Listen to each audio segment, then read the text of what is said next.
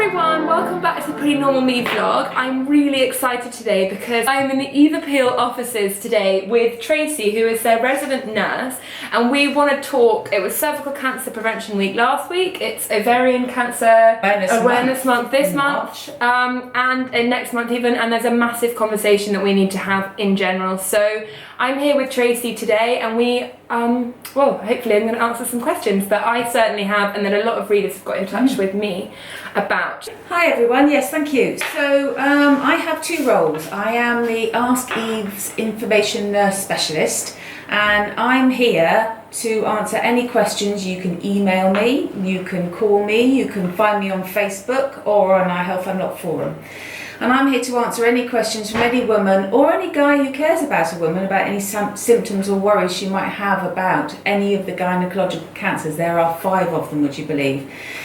My knowledge base is steeped in my NHS practice, so I'm still a practicing gynae cancer nurse, so I keep my finger on the pulse, so to speak. Can you say, you said 5 gynecological cancers? I had to do my homework last year because I didn't know what all 5 of them were, and for anyone who doesn't, could you explain what they all are, please? Yeah, I certainly can. So you mentioned cervix cancer, and that's probably the one that we all think about. That's why we need to go for our smears. We might talk about that later, yeah? I think so, please. And then you mentioned ovary cancer, and as you said, we've got Ovary Cancer Awareness Month coming up in March. But there's also womb cancer, which is actually the biggest of all the gynecological cancers. And then there's vulval cancer and vaginal cancer. Now, lots of people find vulva and vagina hard words to say, so it's not surprising that they don't know they can actually get a cancer there too. And the difference between a vulval cancer and vaginal cancer, I think because a lot of women, shockingly, are, as you probably know, didn't realise there was a difference between the two things. So for sure. So when we say vagina, women often think that we're describing the outside lips that we see, you know, those fatty, soft, cushiony folds at the tops of our thighs. That's the outside of our vagina, that's called the vulva. The inside of the vagina is where we put a man's finger, or a penis, a vibrator, or your tampon. That's the vagina.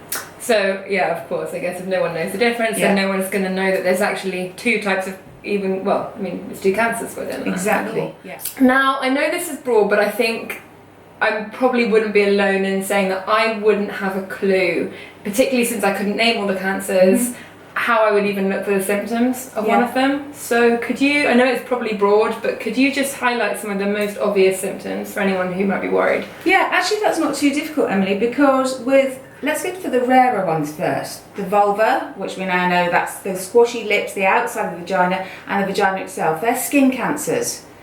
So if we think about skin cancer and we think about that Australian, their skin cancer's on their arm. It's like a little lump or a little mole that they would see on that skin. So if you actually check your vulval skin, the skin on the outside of the vagina, you'll be able to see if you've got a lump or a change there. It's probably nothing, but it's something you should take to your GP. Harder, of course, to check the skin on the inside of your vagina. You're less likely to notice that, but if you're putting a tampon in or something you see and you feel a change, then take it to your GP. I must stress, it's likely not to be anything to worry about, but if that's accompanied by a discharge as well, you need to go to your GP. Cervix cancer, the big giveaway with cervix cancer is an unexpected bleed. So that might be in between your periods. Quite often a woman will find it after or during sex. That's the time to go to your GP. With ovary cancer, that's really a difficult one, because generally what a woman will find, it's not one way you see a bleeding, a vaginal bleeding. She might be feeling a little bit more bloated around her abdomen. Her bowels might change, so that means she might be bummed up, or she might be getting diarrhea.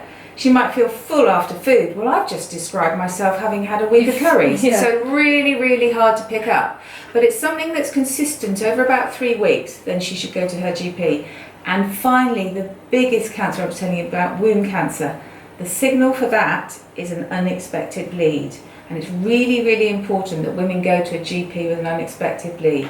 So you say go to the GP with any of those symptoms, but I, for one, would be nervous for no reason. I don't know why, but I would be nervous perhaps of finding something out, or perhaps that I'd be scared of having a male doctor, for example, or that it would hurt, whatever they've got to do. So could you just put some minds at ease, or just shine a bit of light on what happens Sorry, we do have Bua here today. But what happens when you go to the doctor more than just making the appointment, when you actually arrive? Could you sort of talk us through an appointment? Yeah, so you're nervous when you get there, aren't you? Because you're there and you know that it's something in your knickers, so do you have to take your knickers off, I suppose is one of the questions. That is like the first question. Yeah, probably. Because if you've got a good GP and you're giving an explanation of a change on your vulval skin or your vagina, the only way they're going to be able to tell is to look at it. Think of it as a skin examination. Now that's easy for me to say, but that's simply what it is. And whether it's a male GP or a female GP or a nurse, they're very used to looking at that skin and looking at those changes. If it's about bleeding, so that's something bleeding that's coming from your vagina, then they're likely to want to do an internal. Now that should be a gentle experience, and if they do nervous, that then and there, probably they will. Okay. And it's a really good question, Emily. I think if you prepare yourself for that, will be part of the consultation. If you're too frightened and you don't want that done, then you need to say, and you need to come back another time. But I think having made the decision to go to the GP, make sure you've washed yourself so you don't feel embarrassed, because we all do. We think we might smell. You won't. But have a good wash, put your favourite knickers on, and take a spare panty liner, because if you're bleeding, that's what you'll be wearing, and prepare yourself for that experience. Yeah. Your good GP will examine you. And there's no way that they would laugh at you, or, I mean, I know that sounds crazy, but I suppose that is a concern, that if someone goes, perhaps with, I suppose this is a big thing, maybe with an ingrowing hair, for example, and you went, because you were nervous, quite rightly, and you went in and said, maybe could you have a look at this, and then they just go, oh, it's nothing, it's. Yeah. Is that, like, they're not thinking that you're mad, are they? Not at all. And do you know what we all say, GPs and us gynae nurses, is we say we would much rather see somebody with an ingrowing hair or a change on their vulval or vaginal skin that isn't cancer. We're not going to laugh. We're going to go, phew. Yeah. That woman hasn't got anything to worry about. She'll go out laughing, thinking, I haven't got anything to worry about. Yeah. We're not going to laugh at you. Yeah, because I suppose that is always a thing, because I know some people who go, oh, it will be nothing. Yeah. I don't want to waste a doctor's time. Yeah. So I suppose that's that. We'd rather it wasn't. So it doesn't. Yeah. Smear tests. Yeah.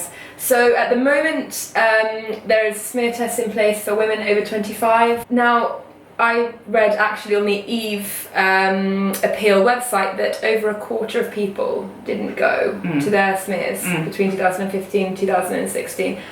I'm not surprised with the stigma, with everything. Yeah. But I know that there are a lot of people who are nervous about going to their smears. So could you please sort of tell us, first of all, the importance of them, and second of all, again, like you did with the appointment, the kind of walk through exactly what happens, if you wouldn't mind. Of course. Thank you. So it's really important that you go for that smear, because what we're not looking for is cancer. The whole point of a smear is looking for pre-cancerous cells. So the smear or the screening program is the best way of preventing yourself from getting cancer. So what we'll do is we'll look at the top of the vagina, and we'll go through how we do that in a mo, and we're looking at the cells of the cervix, and we're looking to see if there are any changes, pre-cancerous changes, which are treatable to prevent a woman from getting cancer. So I think that's one of the big things. You're not going to see if you got it, you're looking for pre-cancerous changes. Yeah. So this is a really good health check. So looking for an opportunity to save yourself. Absolutely. If you don't go, you might find that you get a cancer that we could have prevented. So how are we going to check the skin at the top of your vagina? Well, we're going to have to look at the top of your vagina. And so what we use is a thing called a speculum, which is an instrument that is shaped a bit like a duck's bill, so it goes into the vagina and then is opened up. Does that hurt? No, it doesn't hurt, but there's a perception that it might. Yeah. Especially if you've had a bad sexual experience, you might be a virgin, or you might just have uncomfortable skin at the time.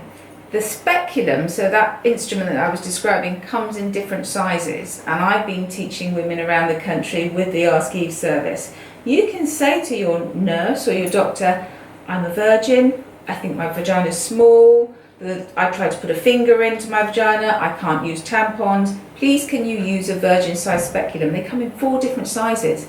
Ask for that and they can do that for you. Yeah. Sometimes they have a metal speculum rather than a plastic one. Ask that doctor or nurse to warm it up under the tap. It's much more comfortable. The whole process only takes moments. For the majority of women, over 90% of women, no, it's not uncomfortable at all. Yeah.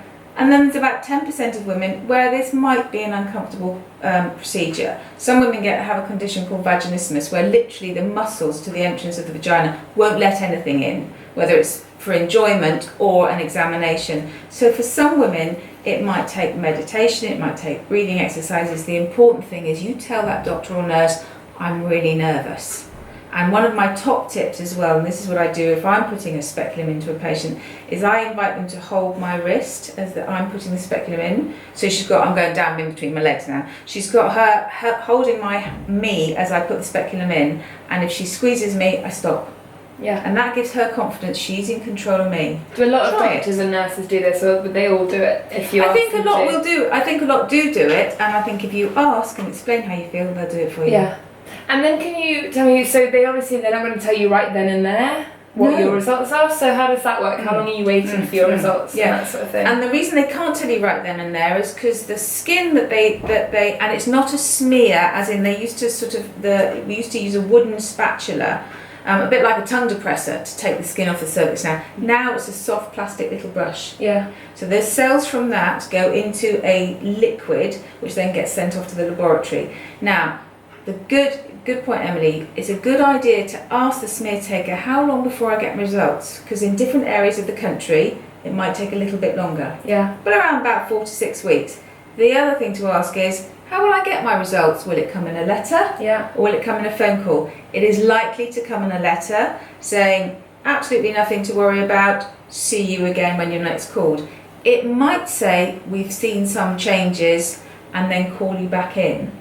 Those changes are likely to be not cancer at all. It's likely to be those pre-cancer changes. They'll want to tell you about it, advise you what to do, and sometimes they'll ask you to come back in about 6 months to have another smear or a brush, as it is, just to check. Yeah, and it can be other things as well factoring in, can't it? So. Absolutely. Sometimes we can not get a good smear and then not enough cells on the brush. So we might say, inadequate doesn't mean you're inadequate, it just means the test taking was inadequate, so we need to do some more smears or brush taking.